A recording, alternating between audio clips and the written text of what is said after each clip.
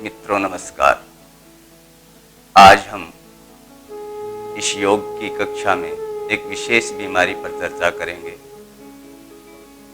ये बीमारी जिसको हम डायबिटीज के नाम से जानते हैं, मधुमेह के नाम से जानते हैं, या जिसको शुगर की प्रॉब्लम भी कहते हैं। आजकल ये बीमारी न केवल बड़े व्यक्तियों में, न केवल पुरुषों में, बल्कि महिलाओं में भी और छोटे बच्चों में भी ये बढ़ रही है। अनियमित जीवन शैली की वजह से, अनुचित खान-पान की वजह से और शारीरिक श्रम के अभाव की वजह से इस बीमारी का प्रकोप बढ़ता है। हम जो भी भोजन करते हैं, वो भोजन के पाचन की प्रक्रिया जब होती है तो भोजन के पाचन से ग्लूकोज बनता है।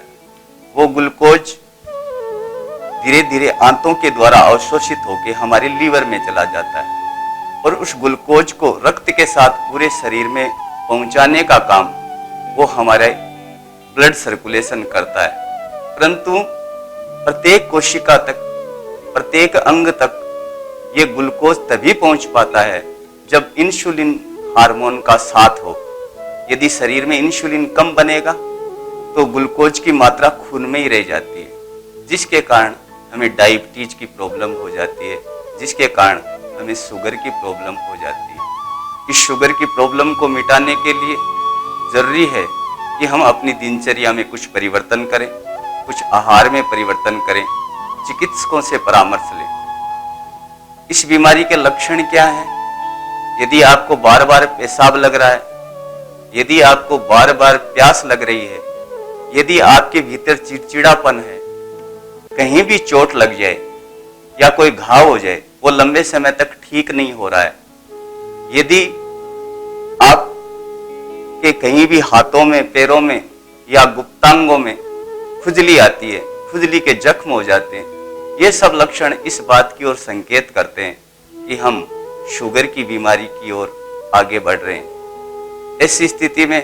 हमें चिकित्सक से परामर्श करना चाहिए और साथ ही हमारी जीवन शैली में कुछ परिवर्तन करना चाहिए ताकि इस बीमारी से हम निजात पा सकें। कुछ योगासन की हम आज चर्चा करेंगे, कुछ प्राणायाम की आज चर्चा करेंगे जो शुगर की प्रॉब्लम वाले व्यक्तियों के लिए अधिक लाभदायक है।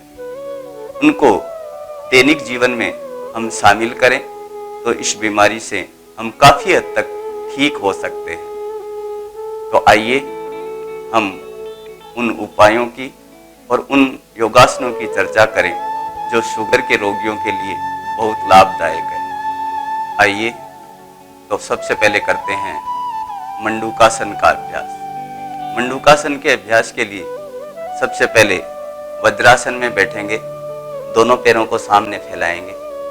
दोनों पैरों को सामने फैलाने के बाद दाएं पैर के घुटने को मोड़ते हुए पंजा दाएं नितंब के नीचे और बाएं पैर के घुटने को मोड़ते हुए बायां पंजा बाएं नितंब के नीचे, पीछे से दोनों अंगूठे मिले हुए रहेंगे, एड़ियां बाहर की ओर, घुटने पास पास, दोनों हाथ घुटनों के ऊपर। ये वज्रासन की स्थिति है और वज्रासन में ही बैठ के हम मंडूकासन का अभ्यास करते हैं। दोनों हाथों के अंगूठों को मुट्ठियों के भीतर बांधते हुए दोनों मुट्ठियां नाभि के दोनों ओर लगाएंगे। श्वास को बाहर धकेलेंगे। पूरा बाहर धकेलने के बाद में धीरे धीरे आगे झुकेंगे और ध्यान रहे आपकी दृष्टि सामने रहेगी, पेट पूरा भीतर दबा हुआ रहेगा, श्वास पूरा बाहर। और जब श्वास लेना हो तो धीरे धीरे ऊपर आएंगे, श्वास बाहर,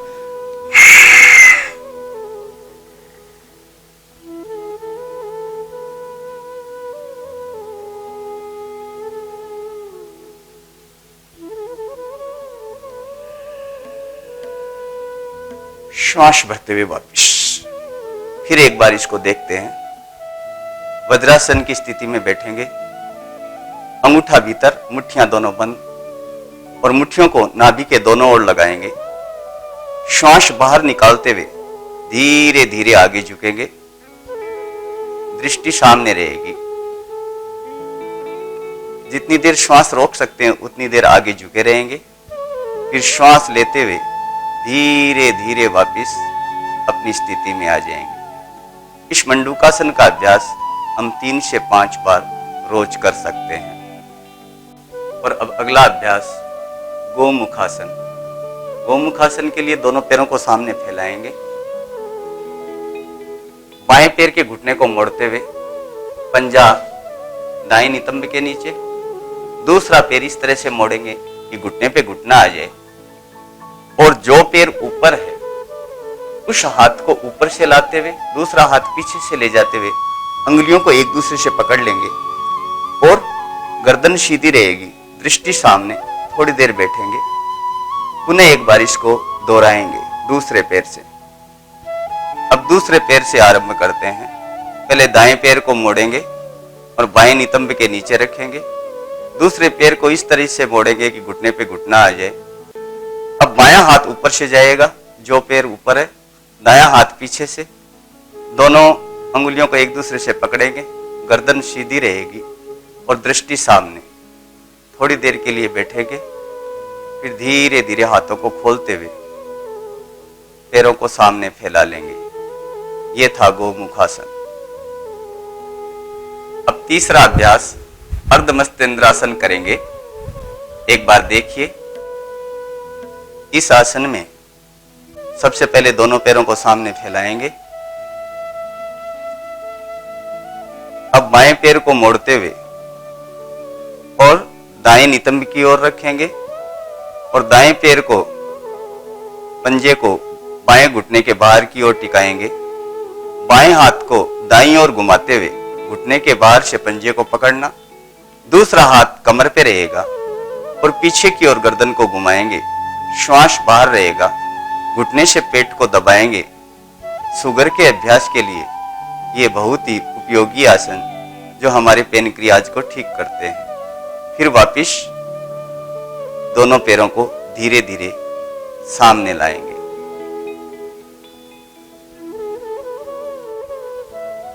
अब दूसरी तरफ से दोहराएंगे। दाएं पैर के घुटने को मोड़ते हुए और बाएं नितंब के नीचे लगाएंगे। बायां पैर दाएं घुटने के बाहर की ओर इस तरीके से रखेंगे, पंजा घुटनों के पास आए। अब दाहिने हाथ को बाईं ओर ले जाते हुए घुटने के बाहर से पंजे को पकड़ेंगे, दूसरा हाथ कमर पे रहेगा और पीछे की ओर देखेंगे, श्वास बाहर। थोड़ी देर रुकेंगे और उसके पश्चात वापिस धीरे धीरे दोनों पैरों को सामने लाएंगे। यह था अर्धमस्तेंद्रासन। अब लेटकर किए जाने वाले अभ्यासों में सबसे पहले शवासन में आराम से लेट जाएंगे। दोनों पैरों के बीच फासला, दोनों हाथ नितंब से थोड़ी दूरी पर। एक गहरी लंबी श्वास लेंगे और धीरे धीरे छोड़ देंगे। इसी में सबसे पहले करेंगे अर्ध हलासन। दोनों पैरों को मिला लेंगे, दोनों हाथ नितंब के पास, हथेली जमीन की ओर। दोनों पैरों को श्वास भरते हुए 90 डिग्री तक उठाएंगे।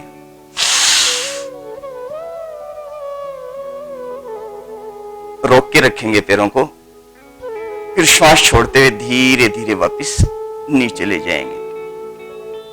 कमर में दर्द हो तो यह अभ्यास नहीं करना। एक बार पुनः श्वास भरते हुए ऊपर, श्वास छोड़ते हुए नीचे।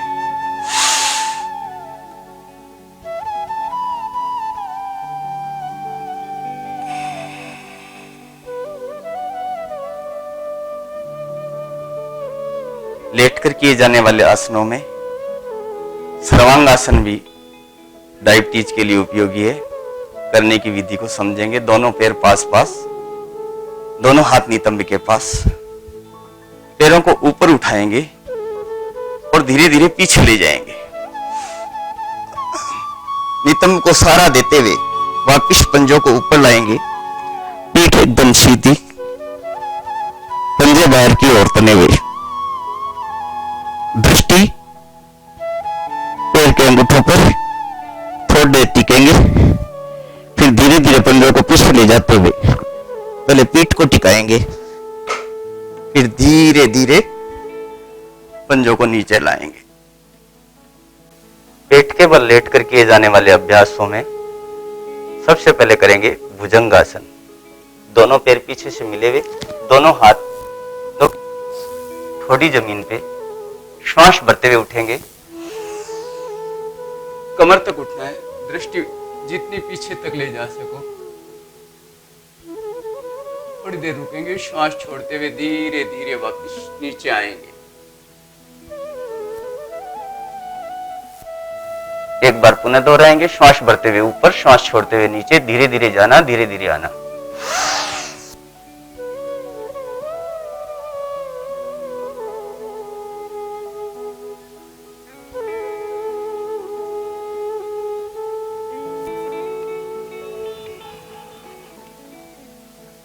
इसी क्रम में अगला अभ्यास धनुरासन। दोनों घुटनों को मोड़ेंगे, टखनों को पकड़ेंगे, श्वास भरते हुए दोनों तरफ से उठेंगे,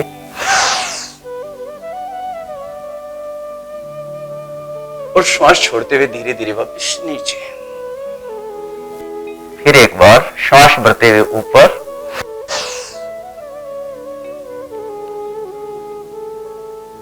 श्वास छोड़ते हुए धीरे धीरे नीचे। डायबिटीज के लिए कुछ उपयोगी प्राणायाम भी है। सबसे पहले करेंगे कपालभाति प्राणायाम।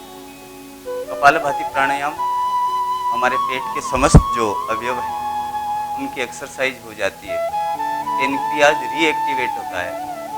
इसलिए कपालभाति 10 से 15 मिनट रोज कर सकते हैं। करने का तरीका रहेगा, श्वासों को बाहर छोड़ेंगे एक रिदम के साथ, एक लय के साथ।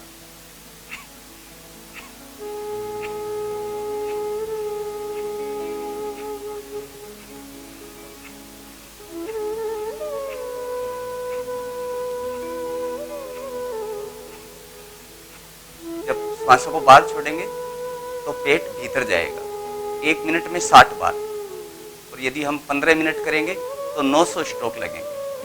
बस थोड़ा ध्यान रहे, आपका मेरुदंड सीधा रहे, किसी एक मुद्रा में, ध्यान मुद्रा या वायु मुद्रा में बैठ के, और कपालभाति प्राणायाम रोज हमें 10 से 15 मिनट करना है।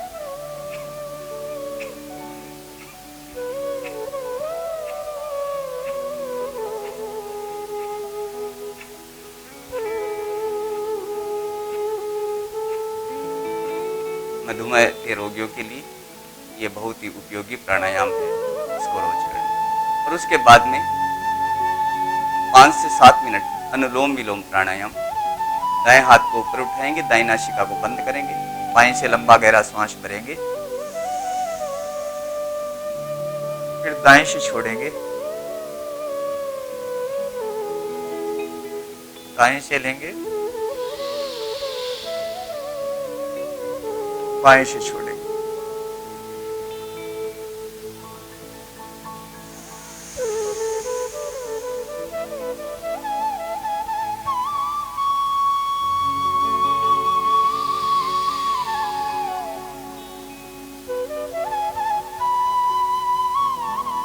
लंबा लेना है, लंबा छोड़ना। ये भी हम 5 से 7 मिनट रोज करेंगे। उसके बाद में उद्गीत प्राणायाम, जो हमारे तनाव को कम करता है।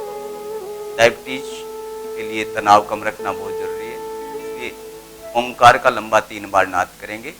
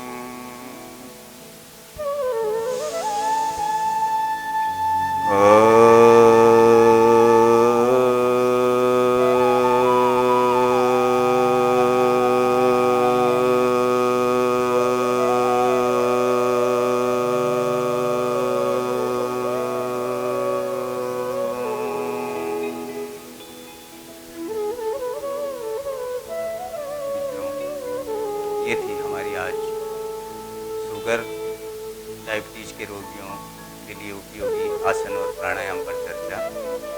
ध्यान रहे, हर व्यक्ति की एक बीमारी की स्टेज अलग अलग होती है और सबकी अपनी एक अलग शारीरिक क्षमता होती है। इसलिए किसी योग्य चिकित्सक के परामर्श के साथ, योग्य योग प्रशिक्षक के सानिध्य में यदि नियमित योगाभ्यास करेंगे तो निश्चित रूप से ही हमें इस बीमारी से निजात मिल सकती है। या हम ये कहें कि ये बीमारी अगर होगी नहीं, दिनचर्या में इस योग और प्राणायाम को शामिल करें। आज के लिए